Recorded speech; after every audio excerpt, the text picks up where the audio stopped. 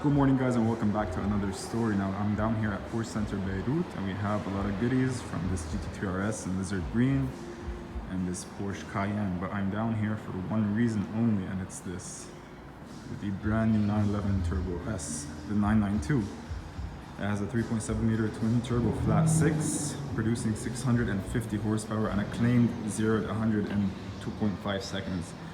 Now guys, this is dubbed the Supercar Destroyer, and yeah, you can see it looks like a sleeper, especially in black. It looks absolutely insane. We have the Matrix LED headlights, and I love these little lines down below. I mean, it is a sleeper. It doesn't look very aggressive, but definitely an insanely fast car. Now, of course, the Turbo S is all-wheel drive. We have these huge 20 and 21 inch rims, and of course PCCVs, which are carbon ceramic brakes on the Porsche, and they're insanely big. I mean, we have 10 piston calipers right there. In terms of torque, it has a maximum torque of 800 and a top speed of 330 kilometers per hour. Weighs around 1,640. It's a bit heavier than the predecessor, but I mean, it hauls ASS, so we have Porsche's infamous PDK, an 8-speed dual clutch transmission, and what's interesting about it, it has adaptive engine mounts and of course anti-roll bars and all of that. But what it doesn't have is sport exhaust, which is a bit unfortunate, but I do kind of like these square exhaust tips. You know, it's like a homage to the old turbos.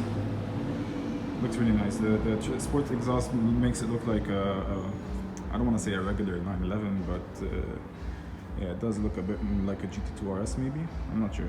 They do look cool. They do look cool. Like they've grown on me. But yeah, let's just show you guys the interior. Looks like a regular 911. You got Turbo S here, and the headrest, yellow stitching and yellow seats, yellow seat belts. Turbo S and the instrument cluster, and we have the driving modes right here. You can switch. I mean, the car's not on, but you have like Sport, Sport Plus, Comfort. Nice matte carbon steering wheel. That's nice. Okay, so we're inside the Turbo S right now. I had the spoiler open just to show you guys, but I forgot to film it, so we'll do that in a bit.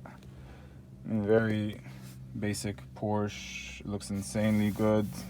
Cup holder over here. All of that. We have the PDCC. I'm not sure what these are. I'm guessing these are like individual driving mode selectors or something. We'll double check. But yeah, it's very nice cockpit. We have a panoramic sunroof. It's closed right now. I'm not gonna turn it on because we are inside the showroom. But let me just see if I can show you guys the. Oh yeah, we can. So normal, sport, sport plus, individual, and wet. Now what I've read about the car is that it has these sensors inside the wheel hubs that detect rain. So the car will detect it and automatically put wet as a driving mode, which is pretty interesting. And yeah, this car is actually pre-owned, so it has around 636 kilometers on it. I mean, it is brand new, but technically pre-owned.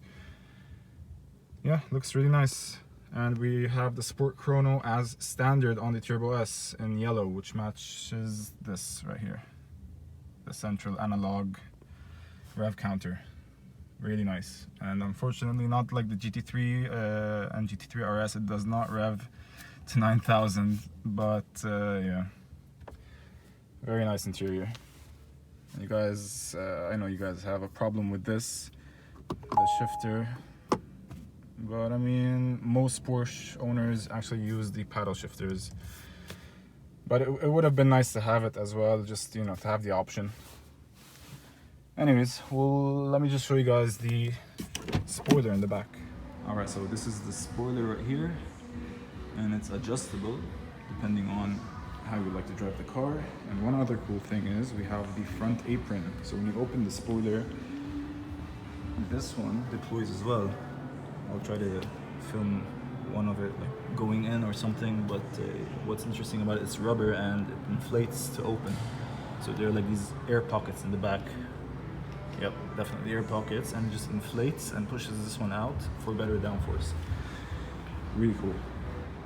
One annoying thing I found, well, not really for me, but maybe for the ladies, are these handles. I mean, they do look pretty cool, but you just have to like pry your fingers underneath them to open them. So yeah, girls with nails really work out. So yeah, but they do look nice when they're flush with the car. Yeah, the car is actually 8mm wider than a regular 992, which is insane. I mean, this car is already pretty wide. And yeah, I mean, would you guys consider this as a supercar or a sports car? I mean, no doubt it's a Supercar Destroyer. It's beating the likes of Ferraris and Lamborghinis and whatnot, but yeah, is it considered a supercar or a sports car?